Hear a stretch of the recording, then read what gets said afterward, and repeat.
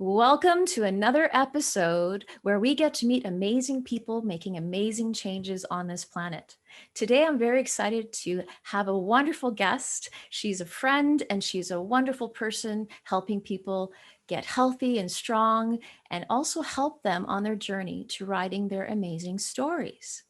Without further ado, I'd like to present to you Elena Muratova. She's an Olympian best-selling author of a book called My Russian Way to Baldness: How to Find Yourself.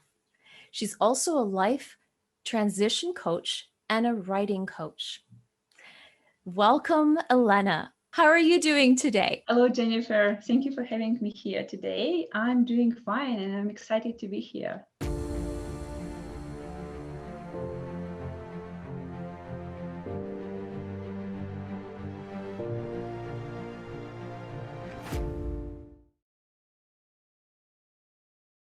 Are there particular humanitarian activities out there that you're passionate about in addition to what you're already doing?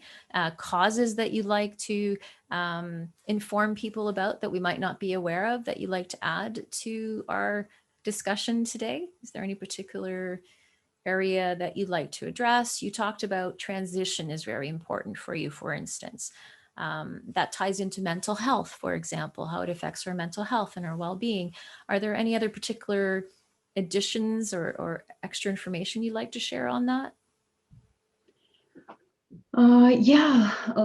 Actually, life transition, what I hope to do is to help athletes to transition better to their new chapter in life because I did some research and I didn't find enough tools for athletes to use.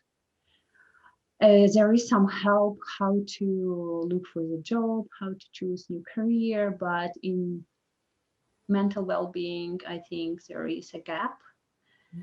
So I really want to address that, but it's something that I just start to look at, and I think it's will be helpful for athletes a lot.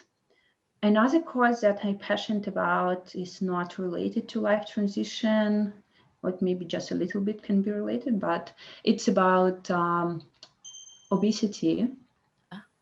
I'm a president of local chapter here in Victoria of Obesity Canada. I don't know if you heard about that, but it's a great nonprofit organization that I discovered a few years ago.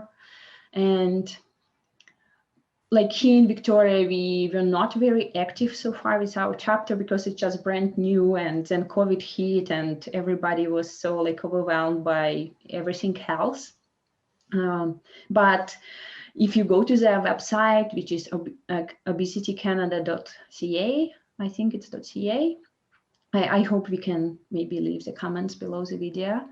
It just has a lot of amazing information on causes of obesity, that is a chronic disease, and how to deal with obesity. And I was it was very painful for me to learn that there is still huge amount of stigma around obesity in our society, even among the healthcare professionals.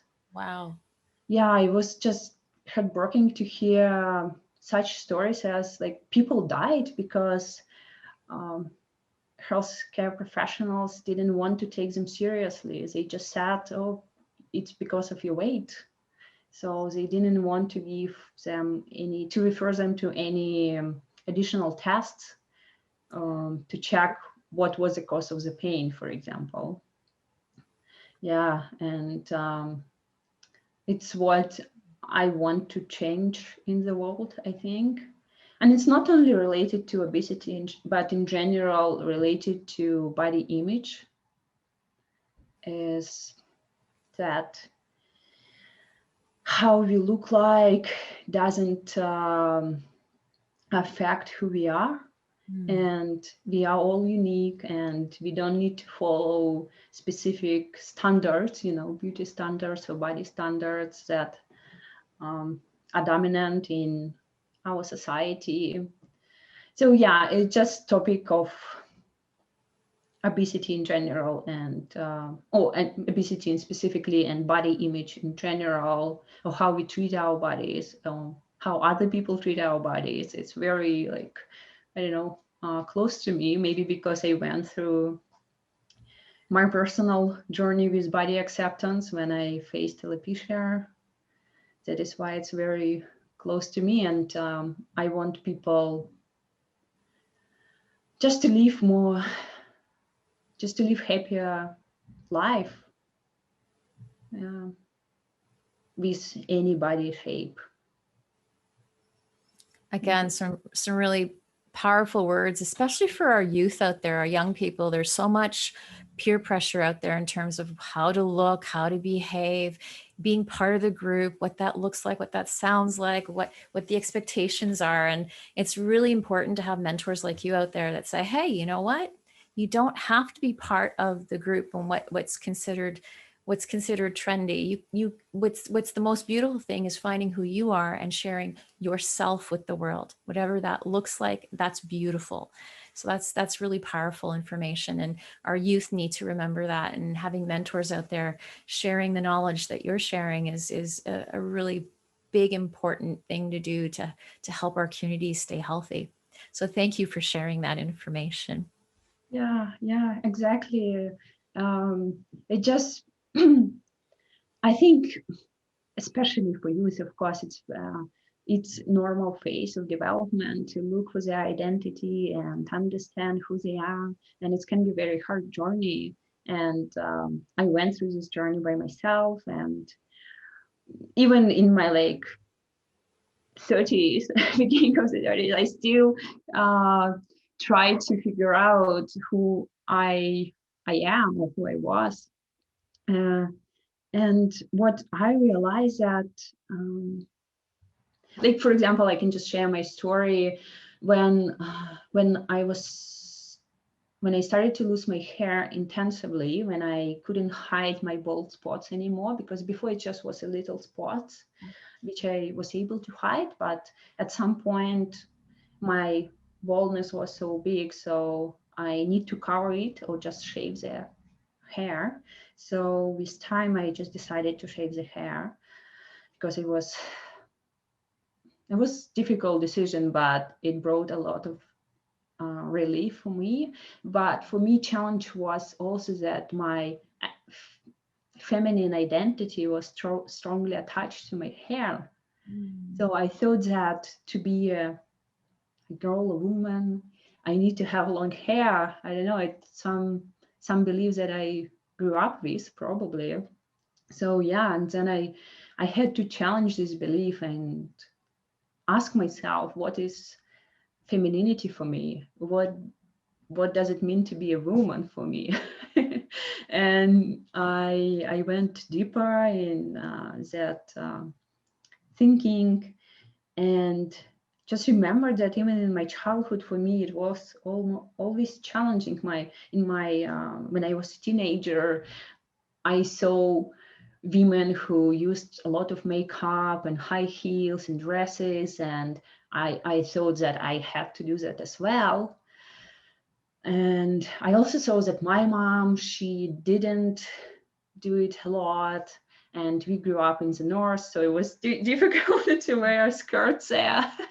Only like warm pants, like winter pants, going outside. So it was like struggle with finding what is it for me.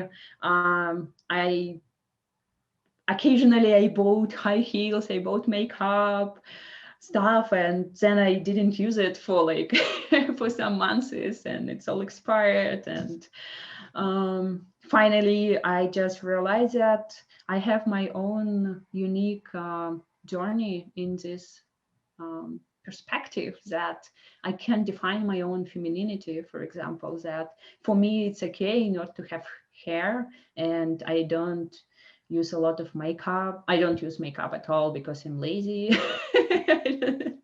I don't have patience to do that. And like, I don't wear heels because it just not good for my knees after knee surgeries. Occasionally I do, but not the high heels. So, I love dresses still. I wear dresses sometimes, but what I'm trying to say is that it's so unique. I believe for every person, it's pretty unique, their identity, and